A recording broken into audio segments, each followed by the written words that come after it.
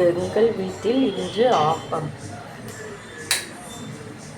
ஆப்ப மாவு எப்படி அரைப்பது?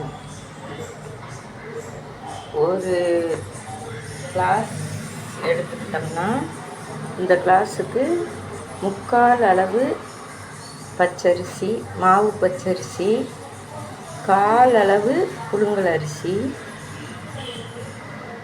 3/4 அளவு மாவு பச்சரிசி தான் எடுக்கணும். 1/4 அளவு இட்லி அரிசி எடுத்துக்கலாம்.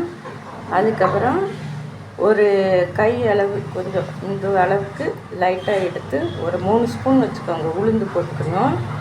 ஒரு ஸ்பூன் நிறைய வெந்தயம் போட்டுக்கணும். போட்டு நல்லா மாவை அரைச்சி ஒரு நாள் ஃபுல்லாக புளிக்க வச்சிடணும். இப்படி காலையில் எடுத்து இதை கூட உடைச்ச தேங்காவில் உள்ள தேங்காய் தண்ணி சேர்த்துக்கிட்டு கொஞ்சம் தேங்காய் பாலும் சேர்த்து கலந்துக்கிட்டு கொஞ்சம் உப்பு தூவிச்சு ஆப்பம் சுட வேண்டியதுதான். ஆப்ப மாவு இப்படி தான் ரெடி பண்ணணும். ஆப்ப மாவு கொஞ்சம் தண்ணி பதத்தில் தான் இருக்கணும்.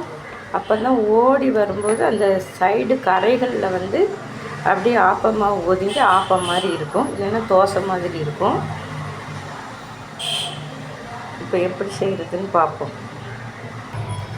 ஒரு தேங்காவை வெட்டி நல்லா திக்காக பால் எடுத்தாச்சு. பாலில் கொஞ்சமாக மாவுக்குள்ளே ஊற்றியாச்சு. இவ்வளவு மாவுக்குள்ளே ஊற்றியாச்சு. இந்த கிளாஸுக்கு இந்த அளவுக்கு ஊற்றிருக்கேன் மாவுக்குள்ளே.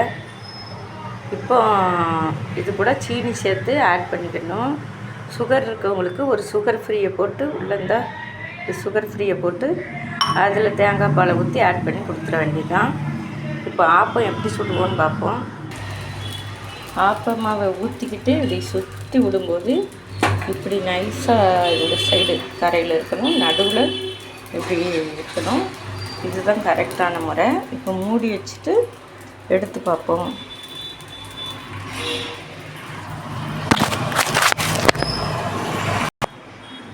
பாருங்கள் ஆப்பம் எப்படி வந்திருக்குன்னு. இது கூட தேங்காய் பால் ஊற்றிட வேண்டியது தான். சூடான சுவையான ஆப்பம் ரெடி.